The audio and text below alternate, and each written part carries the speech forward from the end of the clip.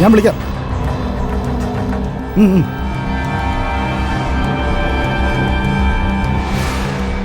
2030 2030 എല്ലാവർക്കും ആരോഗ്യം, അതായത് ഇന്ത്യയിലെ മുഴുവൻ ജനങ്ങൾക്കും ആരോഗ്യം എന്ന് ഒരു ഹെൽത്ത് മിനിസ്റ്റർ പറഞ്ഞാൽ നമ്മളത് വിശ്വസിക്കണോ അതോ അതൊരു ജോക്കാണോ?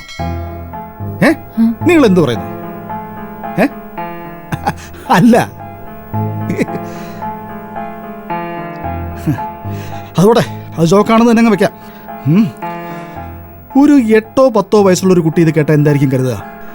പ്രത്യേകിച്ച് ഒരുപാട് സ്വപ്നങ്ങളും ഭാവനകളും ഉള്ള ഒരു കുട്ടിയാണെങ്കിൽ, അവൻ്റെ അമ്മ ഒരു ബെഡ് പേഷ്യൻ്റ് ആണെങ്കിൽ, അവൻ്റെ സഹപാഠി അംഗവൈകല്യം ഉള്ള ഒരാളാണെങ്കിൽ. Come on, you tell me. പറയൂ, കേൾക്കട്ടെ. പറയൂ. ആ കുട്ടി പോസിറ്റീവായിട്ട് ഒരുപാട് സ്വപ്നങ്ങൾ കാണും. Yes yes, that's it. You are correct. Yes, ഒരു അമ്മയ്ക്ക് അത് മനസ്സിലാവും.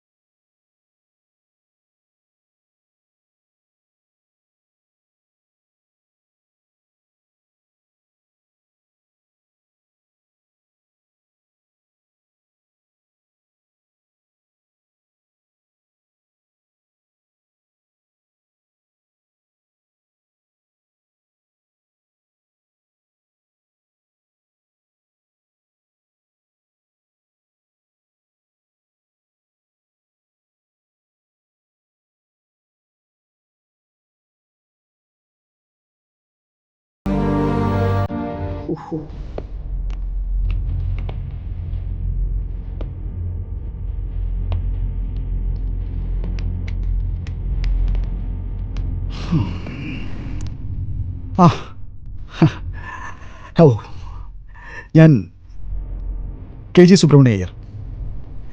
നിങ്ങൾ ഈ തോണിക്കരയിൽ നിന്ന് വണ്ടി ഓടി വരികയാണോ? എന്റെ ജീപ്പിലാ വന്നത്. ഇദ്ദേഹം ആരാ? ബ്രദറാണോ? അത് അല്ല, ഞാൻ അലക്സ്. ഞങ്ങള് ബന്ധുക്കളാ. എൻ്റെ സിസ്റ്ററിൻ്റെ ഹസ്ബൻഡാ. ഓ, അല്ലാതെ തന്നെ ഞങ്ങള് ബന്ധുക്കളാ, ഒരേ ഫാമിലിയാ, ഒന്നിച്ചാണ് താമസമൊക്കെ. തോണിക്കര. പിന്നെ ഈ അഡ്വക്കേറ്റ് ഷൈജു സുകേഷിനെ സാറിന് അറിയാവോ? ഇല്ല. മിന്നൽ വക്കീൽ എന്ന് പറഞ്ഞാൽ എല്ലാ കോർട്ടിലും അറിയും. ഇല്ല, ഞാനങ്ങനെ റെഗുലറായിട്ട് കോടതിയിൽ പോകുന്ന ആളല്ല. എൻ്റെ മേഖല വേറെയാ. നീതി ദേവത കരിമ്പടം കൊണ്ട് കണ്ണു മൂടുന്നത് പോലെ ചില സത്യങ്ങളെ കരിമ്പട കൊണ്ട് അങ്ങ് മൂടിക്കളയും. അപ്പോൾ KGS കറുത്ത കോട്ടണിയും. കുറേ കാലത്തിന് ശേഷം ഞാൻ ആ കോട്ട് അണിയാൻ പോകുന്നത്, അതും ഒരു ഫാമിലി കോർട്ടിൽ. വെറുമൊരു ഡിവോഴ്സ് കേസല്ല എന്നതുകൊണ്ട് ഒരു രസമുണ്ട്. പവി, ആ ഫയലിംഗ് എടുത്തോ. മിസ്റ്റർ അലക്സ്, നിങ്ങളൊന്ന് താഴോട്ടിരിക്കൂ, ഞങ്ങളൊന്ന് സംസാരിക്കട്ടെ. അലക്സ് ഒന്ന് താഴോട്ടിരിക്കോ?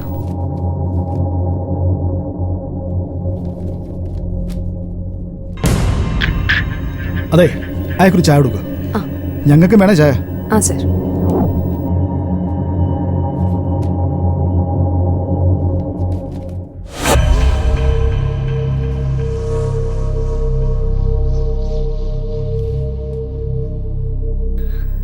നാച്ചുറലി അനന്തനെ പോലെ ഒരാൾ ഇങ്ങനൊരു തീരുമാനം എടുക്കുമോ? ഒരു ജോയിൻറ്റ് പെറ്റീഷൻ, ഒരു മ്യൂച്വൽ അണ്ടർസ്റ്റാൻഡിങ് അയാൾ പ്രതീക്ഷിച്ചു. പക്ഷേ നമ്മൾ തയ്യാറാവില്ലെന്ന് അനന്തനും അനന്തൻ്റെ വക്കീലിനും അറിയാം. അതുകൊണ്ടാണ് ഇപ്പോൾ അയാൾ ഗ്രൗണ്ട് സ്ട്രോങ് ആക്കാൻ വേണ്ടിയിട്ട് സോഷ്യൽ മീഡിയ ഇഷ്യൂവിൻ്റെ കൂടെ നിങ്ങളുടെ വീഡിയോയും അല്ലാതുള്ള പ്രോപ്പർട്ടി ഇഷ്യൂസും മണി ഇൻവെസ്റ്റ്മെൻറ്റ് ഇഷ്യൂസും ഒക്കെ ഇതിനകത്ത് ആഡ് ചെയ്തിരിക്കുന്നത്.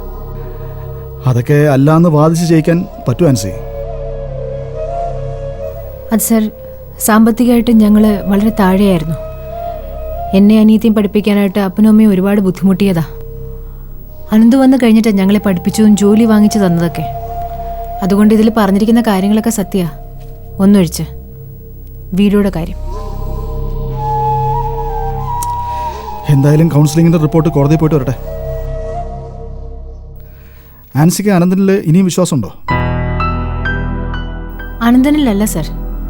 ഞാൻ അനന്തുവിന് കൊടുത്ത കെയറിലും സ്നേഹത്തിലും എനിക്ക് വിശ്വാസമുണ്ട്. എനിക്ക് അനന്തുവിൻ്റെ അടുത്തുനിന്ന് തനിച്ച് സംസാരിക്കണമെന്ന് ആഗ്രഹമുണ്ട്. അതിന് സാറിന് എന്നെ സഹായിക്കാൻ പറ്റുമോ? Padmanabhan, sir, any chance? അങ്ങനെ ഫോഴ്സ്ഫുൾ ആയിട്ട് സംസാരിച്ചിട്ട് എന്തെങ്കിലും കാര്യമുണ്ടോ? ഉണ്ടോ അൻസി? ഞാൻ വേണമെങ്കിൽ മീഡിയേറ്ററായിട്ട് നിൽക്കാം. പക്ഷേ ഹോപ്പില്ല. അയാളുടെ ആറ്റിറ്റ്യൂഡ് കണ്ടിട്ട് ഒട്ടും ഹോപ്പില്ല സാർ. കൗൺസിലറുടെ മുമ്പിൽ പോലും ഇത്രയും അരഗൻസ് കാണിച്ചിട്ടുണ്ടെങ്കിൽ പ്രതീക്ഷ വേണം ആൻസി. ആൻസിക്ക് അനന്തനിൽ അത്രയ്ക്ക് വിശ്വാസം ഉണ്ടെന്നുണ്ടെങ്കിൽ ഞാനൊന്ന് ട്രൈ ചെയ്യാം. ആ വിശ്വാസം നഷ്ടപ്പെടുവാണെങ്കിൽ ഞാൻ ഈ ജോയിന്റ് പെറ്റീഷനിൽ സൈൻ ചെയ്താൽ പോരെ? ഓക്കെ, അത് മതി അല്ലേ പത്മനാഭ? സാർ, പത്മനാഭൻ, എന്താണെങ്കിലും കേസിന് എത്ര കോമ്പൻസേഷൻ ആവശ്യപ്പെടാം. അനന്തന് ഇപ്പോൾ ഉള്ള അസറ്റിൻ്റെ ഡീറ്റെയിൽസ്, ഓക്കെ സാർ. അയാൾ ചെയ്തു എന്ന് പറയുന്ന സാമ്പത്തിക സഹായങ്ങൾ, ഇതെല്ലാം നമുക്ക് ഒബ്ജക്റ്റ് ചെയ്യണം. ആൻസിയും അമ്മയും വീട് വാങ്ങാൻ പണം മുടക്കിയത് അനന്തനാണെന്ന് ഇതുവരെ സമ്മതിച്ചിരുന്നെങ്കിലും ഇനി അതില്ല. ആ പണം മുടക്കിയത് ആൻസി തന്നെയാണ്. പണം മുടക്കിയ നിങ്ങളെ അയാൾ വഞ്ചിക്കുകയായിരുന്നു. ഈ രീതിയിൽ ഒരു കേസ് തയ്യാറാക്കണം. പത്മനാഭൻ, ശരി സാർ. പ്രൊസീഡ്. ആൻസി, നമുക്കൊരു സെക്കൻഡ് ടൈം കൗൺസിലിംഗ് കൂടെ ശ്രമിക്കാം. ഒരു 2 or 3 times ടൈം കിട്ടും. ശരി, അതിനുമുമ്പ് താങ്ക് യു. ഈ സൈബർ കേസ് ആൻസിക്ക് അനുകൂലമായിട്ട് തെളിയിക്കപ്പെട്ട ഈ അനന്തൻ ആൻസിയുടെ ജീവിതത്തിലേക്ക് മടങ്ങി വരൂ? വരും സർ, ഉറപ്പായിട്ടും വരും.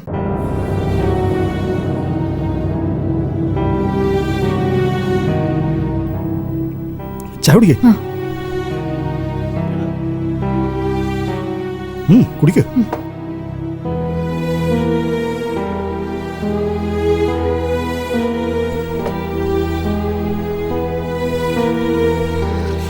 ആൻസി ഇടയ്ക്കൊക്കെ വളരെ ഡിസപ്പോയിൻറ്റഡ് ആവുന്നുണ്ടെന്ന് രാജ്മോഹൻ സാറ് പറഞ്ഞു. ഒരു സാധാരണ വീട്ടമ്മ മക്കളുടെയും ഭർത്താവിൻ്റെയും അടുത്ത ബന്ധുക്കളുടെയൊക്കെ മുമ്പിൽ നഷ്ടപ്പെട്ട മുഖം തിരിച്ചെടുക്കാൻ ശ്രമിക്കുന്നു. ആ മൈൻഡ് സെറ്റിൽ നിന്ന് പുറത്തു കിടക്കാൻ അത്ര എളുപ്പമല്ല. I can understand. അതിൽ കൂടുതൽ ലക്ഷ്യമൊന്നും എനിക്കുണ്ടായിരുന്നില്ല സർ, സത്യമാണ്. പക്ഷെ ഇപ്പം രാജ്മോഹൻ സാറൊക്കെ പറയുമ്പോൾ കുറച്ച് കാര്യങ്ങളൊക്കെ മനസ്സിലാവുന്നുണ്ട്. ഒരു ടച്ച് ബട്ടണിലൂടെ ആരുടെ ജീവിതവും ഇതുപോലെ തകർക്കാൻ പറ്റുന്നൊരു അവസ്ഥയുണ്ട് ഇപ്പോൾ. അത് മറികടന്നേ പറ്റൂ. വേണ്ട ആൻസി. ആൻസി, എനിക്ക് മുഖം മറയ്ക്കേണ്ട കാര്യമില്ലെന്ന് സമൂഹത്തോട് വിളിച്ചു പറയുമ്പോൾ സ്ത്രീ സമൂഹത്തിന്റെ സർവൈവലിന് വേണ്ടിയുള്ള ഒരു ഡീപ്പ് ആർജ് കൂടിയായി മാറുന്നുണ്ട്. ഞാൻ എന്ത് ചെയ്യും? എനിക്ക് ജീവിക്കണ്ടേ എന്ന അതിജീവനത്തിന്റെ ചോദ്യം കൂടിയാണ് ആൻസി അത്. ആ വെളിപ്പെടുത്തലിന് ഇത്രയൊക്കെ മാനദണ്ഡങ്ങളുണ്ട്. ആൻസി കാണിക്കുന്ന ധൈര്യത്തിന്റെ ഒരു 10% ധൈര്യം ഉണ്ടായിരുന്നെങ്കിൽ എൻ്റെ ശിവ ഇന്ന് ഭൂമിയിലുണ്ടായനെ.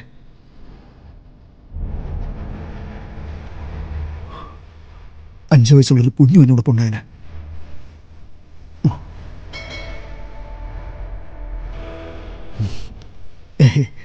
ഇത്രയും ധൈര്യമൊന്നും വേണ്ട. പോടാ പുല്ലന്മാരെ, എൻ്റെ എന്ത് കണ്ടാലും എനിക്കെന്താടാ? എനിക്ക് ജീവിക്കണോടാ. എൻ്റെ വയറ്റൊരു കുഞ്ഞുണ്ടാ. ആ ഒരു ധൈര്യം ഉള്ളിലുണ്ടായാൽ മതിയായിരുന്നു. എങ്കിലും ഇങ്ങനെയൊക്കെ പറഞ്ഞ് ഞാൻ കൺവിൻസ് ചെയ്തനെ. അതിനുള്ള ടൈം പോലും കിട്ടിയില്ല.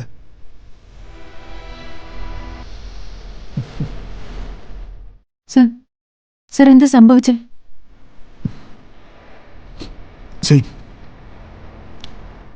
Same and say. Just like you.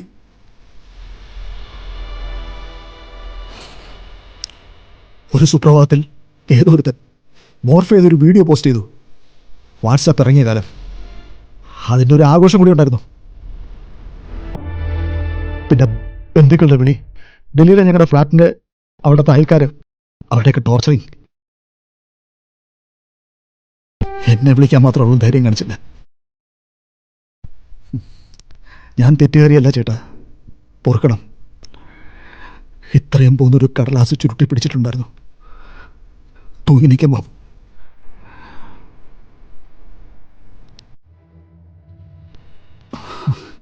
6 മാസം പ്രഗ്നന്റ്.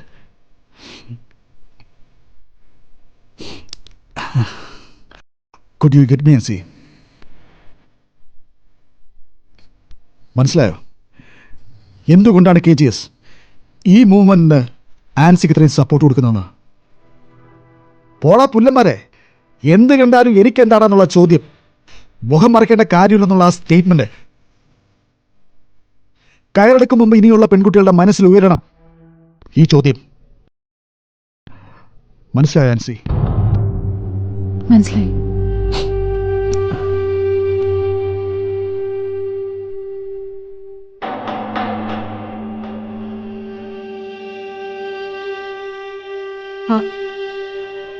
ആരാണ് ആ വീഡിയോ പോസ്റ്റ് ചെയ്ത സാർ കണ്ടുപിടിച്ചായിരുന്നോ? കണ്ടെത്തി. പക്ഷെ അതിനു വേണ്ടിയിട്ടുള്ള ഞാൻ നടത്തിയ ഫൈറ്റ് അതിപ്പോഴും തുടരുക. ഒരുപാട് കഷ്ടപ്പെട്ടു. ഡൽഹിയിലെ ഒരു ഡെയിലിയിലെ കോളമിസ്റ്റ് ആയിരുന്നു ഞാൻ. എഡിറ്റോറിയലിനേക്കാൾ റീഡേഴ്സ് ഉണ്ടായിരുന്നു ആ കോളത്തിന്. കോർപ്പറേറ്റ് നെറ്റ്വർക്കുകൾ നടത്തുന്ന ചൂഷണങ്ങൾക്കെതിരെ നിരന്തരം ഞാൻ എഴുതിയിരുന്നത് സത്യങ്ങളാണ്. ആ വൈരാഗ്യമാണ് വീഡിയോയുടെ പുറകിലെന്ന് അന്വേഷണത്തിന് മുമ്പേ എല്ലാവർക്കും അറിയായിരുന്നു. പക്ഷേ മാനേജ്മെന്റ് എൻ്റെ കൂടെ നിന്നില്ലെന്ന് മാത്രമല്ല, അതേ കോർപ്പറേറ്റുകാരുടെ കോഴപ്പണം വാങ്ങി എൻ്റെ കോളത്തിൽ അവരെ സപ്പോർട്ട് ചെയ്ത് എഴുതിക്കാനുള്ള ശ്രമം തുടങ്ങി. പേപ്പറും പേനയും പ്രിന്റും അല്ലേ അവരുടെ കയ്യിലുള്ളൂ, തല എൻ്റെ അല്ലേ. അതിൻ്റെ റിസൾട്ടാണ് ഈ KGS ഈവനിങ്സ്. ഈ പോരാട്ടത്തിൽ നമുക്ക് ഏറ്റവും കൂടുതൽ ഹെൽപ്പ് ആവുന്നതും ഈ ചാനലായിരിക്കും. ശിവപ്രിയയ്ക്ക് വേണ്ടിയും ഒരുപാട് സ്ത്രീകൾക്ക് വേണ്ടിയും ആൻസിയിലൂടെ നമ്മൾ ആ യുദ്ധം ജയിക്കും. നമ്മൾ ജയിച്ചിരിക്കും.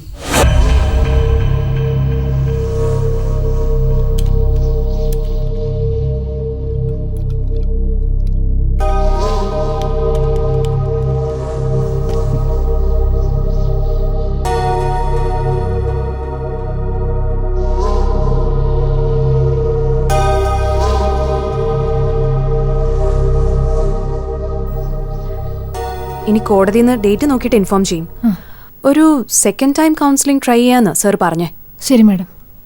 അലക്സ് സാർ എവിടെയാ താമസിക്കുന്നത്? അവിടെ തന്നെയാണോ? ഞങ്ങൾ ഒരു വീട്ടിലാ, ഞാനും ആൻസിയും ആനിയും എല്ലാവരും. ഓക്കെ ഓക്കെ, ഞങ്ങൾ ഇന്ന് ഇറങ്ങട്ടെ മാഡം. ശരി ശരി. ശരി. ആൻസി, ഫ്രണ്ട് വന്നിരിക്കെ. അത് ആനിക്ക് ഇഷ്ടപ്പെടത്തില്ല അലക്സേ. അതല്ലാന്നേ, ഇങ്ങോട്ട് വന്ന് കേറ്. ശരിയാവത്തില്ല. ചുമ്മാ എന്നെ ഡ്രൈവർ ആക്കാതെ ഇങ്ങോട്ട് വാ.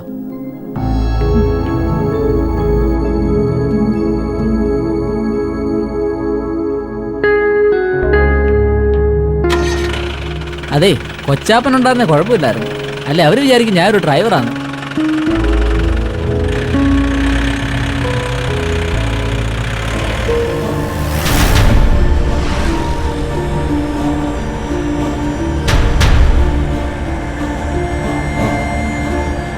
ഈ വക്കീലന്മാർക്ക് എന്താ എത്ര രഹസ്യം?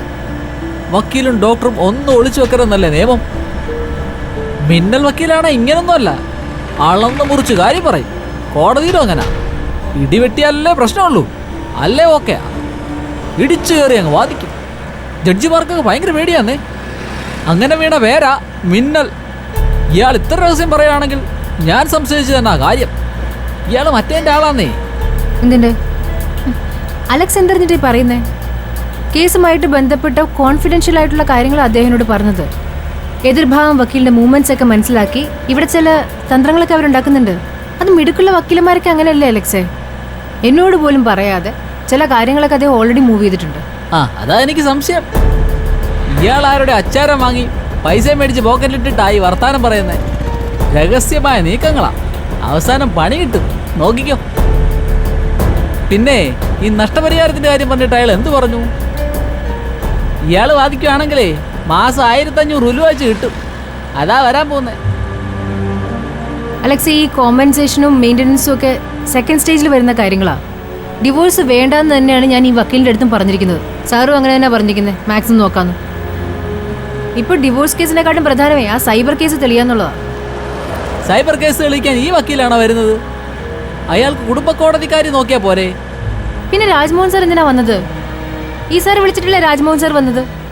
അത് കൊള്ളാം. പുറത്തായ പോലീസുകാരനാ കേസ് അന്വേഷിക്കാൻ വക്കീലിൻ്റെ അടുത്ത് വരുന്നത്. എന്തൊരു മണ്ടത്തരാണ് നടക്കുന്നത്. അതെ, എനിക്കറിയാൻ വേണ്ടിയിട്ടാ ചോദിക്കുന്നത്.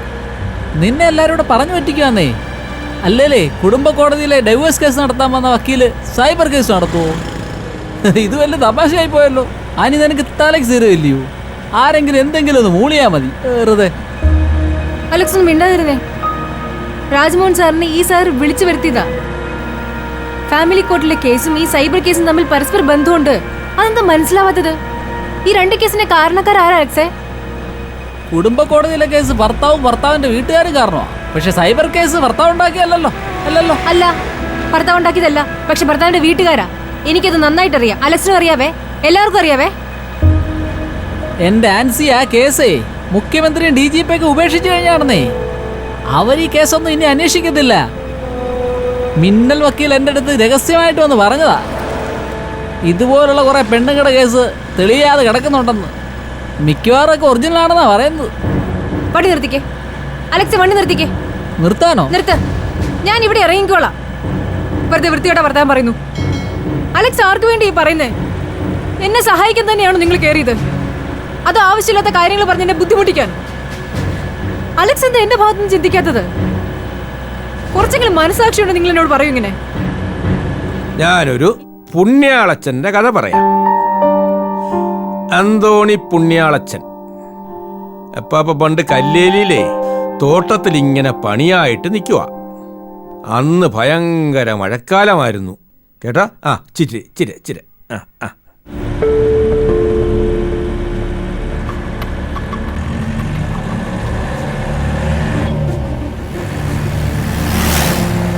ഇനി പറയാ അപ്പാപ്പ കഥ. എന്നിട്ട് അപ്പാപ്പനോട് സന്തോഷമായിട്ട് വീട്ടിലോട്ട് വന്നു.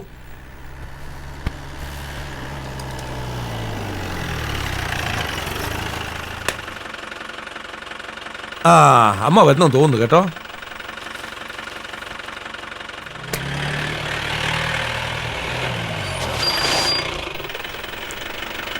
എടി, പിള്ളേര് വല്ലതും കഴിച്ചായിരുന്നോ? എനിക്കറിയത്തില്ല, കൊച്ചാപ്പനോട് ചോദിക്കും.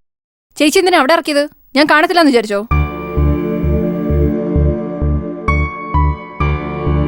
ഇങ്ങനെയാണെങ്കിൽ മടിയിലിരുത്തി ആയിരിക്കുമല്ലോ കൊണ്ടുവന്നത്.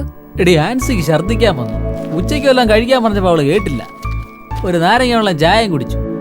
പിന്നെ പുറകെ ഇരുന്ന് കുലുങ്ങി ഛർദ്ദിക്കാൻ വന്നപ്പോ ഫ്രണ്ട് കയറിയ ഞാനല്ലേ പറഞ്ഞേ. പിന്നെ ഞാനങ്ങ് വിശ്വസിച്ചു. നടക്ക്, ഡീസൽ ഓടിച്ച് ചേച്ചിയും കൊണ്ട്. ചേച്ചി കുറച്ചെങ്കിലും വകതിരിവുണ്ടെങ്കിൽ ചേച്ചി ഇത് കാണിക്കുമായിരുന്നോ? എന്ത്? അല്ലെങ്കിലേ നാട്ടുകാർ തലയിൽ തീ കോരി ഒഴിച്ചേക്കുക. എന്നിട്ടാണ് ആ ജംഗ്ഷനിലൂടെ ഫ്രണ്ടിലിരുന്ന് ഞെളിഞ്ഞിരുന്ന് വന്നത്. അനി നിനക്ക് കുറച്ച് കൂടുന്നുണ്ടേ. നിന്റെ മനസ്സിൽ വല്ലതും ഉണ്ടെന്നുണ്ടെങ്കിൽ അത് ആദ്യം എടുത്ത് കളഞ്ഞേ. ആ ജീപ്പിൽ കയറി ഞാൻ അലക്സിന്റെ കൂട്ടത്തിൽ പോയതേ ടൂറിനോ ആഘോഷത്തിനോ ഒന്നും അല്ല. അല്ലെങ്കിൽ തന്നെ എന്റെ ജീവിതത്തിൽ 100 പ്രശ്നങ്ങളാ. ഇനി നീയും കൂടെ. നീ എന്റെ അടുത്ത് ഇങ്ങനെ പെരുമാറുന്നത് പോട്ടെ, ആ പോയ മനുഷ്യൻ നിന്റെ അടുത്ത് എന്നാ ചെയ്തിട്ടാടി? മോളെ, അവളെ കുറ്റം പറഞ്ഞിട്ട് ഒരു കാര്യമില്ല. കഷ്ടപ്പെടാതെയും ബുദ്ധിമുട്ടാതെയും ഒരു ജോലി കിട്ടി. സർക്കാർ മാസം തോറും ശമ്പളം കൊടുക്കുന്നു. അവിടെ ചെന്നിരുന്ന് വീർക്കേണ്ട കാര്യവുമില്ല. വല്ലവരെയും കുറ്റവും കുറവും കുന്നായ്മയും ഒക്കെ പറഞ്ഞു നടന്നവർക്ക് അവിടുത്തെ സാറുമാരാ വലിയ സാറുമാര്. ഇവിടെ എല്ലാവരും മോശക്കാരും. കൂറ് അങ്ങോട്ടല്ലേ പോകൂ. നിന്റെ വിഷമൊന്നും ഇവക്ക് മനസ്സിലാവൂല. പക്ഷേ പഠിച്ചോളും. സമയമായി വരുന്നതേ ഉള്ളൂ. എന്റെ മോളെ, വന്ന് പെട്ടുപോയതാ ഞാൻ. നല്ല വാക്ക് പറയാനോ സഹായത്തിനോ ആരെങ്കിലും ഉണ്ടെങ്കിൽ നീ അവരുടെ അടുത്ത് തന്നെ പോയി എന്തിനാ ചീത്ത പറയുന്നേ? നീ എന്റെ ഭാഗത്ത് നിന്ന് ചിന്തിച്ചു നോക്കിയേ. ഈ ഗതി നിനക്കാ വന്നിരുന്നെങ്കിൽ നീ എന്നാ ചെയ്തേനെ? ഞാനാണെങ്കിൽ കുറച്ച് ആസിഡ് എടുത്ത് അങ്ങ് അവസാനിപ്പിച്ചേനെ. അല്ലാതെ ഇങ്ങനെ നാണം കെട്ട് ജീവിക്കില്ല. കണ്ടോ അവള് പറഞ്ഞേ കേട്ടോ. മോളെ, അത് പോട്ടെ. പോയ കാര്യം എന്തോ ആയി? സാറിനെ കണ്ടോ? കണ്ടായിരുന്നു. എല്ലാം ശരിയാകുമല്ലോ? എല്ലാം പറഞ്ഞിട്ടുണ്ട്, വിളിക്കാന്നാ പറഞ്ഞേ. ഈ സിനിമ ചെയ്തെടുക്കാൻ ആനന്ദനെ കൊണ്ട് മാത്രമേ പറ്റൂ ഈ ഭൂമിയിൽ. ആനന്ദൻ ഈ സിനിമ ഫോട്ടോഗ്രാഫി ചെയ്ത് സംവിധാനം ചെയ്യണമെന്ന എന്റെ അഭിപ്രായം. ഞാനിത് നേരത്തെ ഒരിക്കൽ സൂചിപ്പിച്ചതായിരുന്നു. കൊള്ളാം, ശരിയടാ മോനെ. കഥ, തിരക്കഥ, സംഭാഷണം, സംവിധാനം, ഛായാഗ്രഹണം, നിർമ്മാണം. ആനന്ദകൃഷ്ണൻ. ബാലചന്ദ്രമേനോനെയും സന്തോഷ് പണ്ഡിറ്റിനെയും ഒക്കെ എന്റെ അനുജൻ വെട്ടും. മതി, അത് മതി. ശരി ആനന്ദ, ഈ പറഞ്ഞത് 100% ശരിയാ.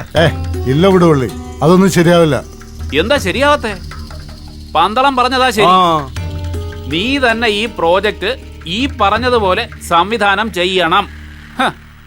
ആദിത്യ ഫിലിംസിന്റെ അന്തസ്സേ എവിടെ വരെ ചെല്ലുമെന്നറിയോ? ഏത് ലെവലിലെത്തോന്നറിയോ? ആനന്ദൻ സാറേ, എന്നോട് ഒരുപാട് ദേഷ്യമുണ്ടെന്ന് എനിക്കറിയാം.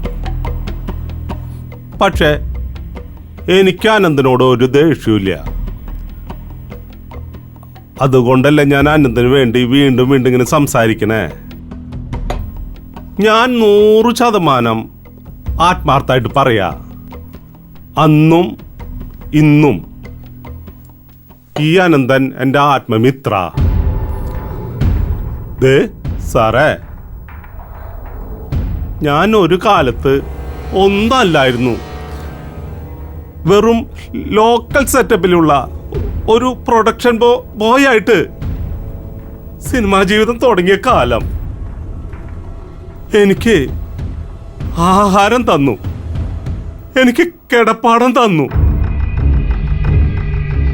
എൻ്റെ കുടുംബത്തില് എൻ്റെ കുഞ്ഞുങ്ങൾക്ക് കഞ്ഞി വെക്കാനായിട്ട് ആരും അറിയാതെ, എന്നെ പോലും അറിയിക്കാതെ എൻ്റെ കുടുംബത്തെ സഹായിച്ചു പോന്ന മനുഷ്യനാ നിക്കണേ. സാറേ, എൻ്റെ ദൈവ മനുഷ്യൻ, എൻ്റെ ദൈവ സാറാ മനുഷ്യൻ.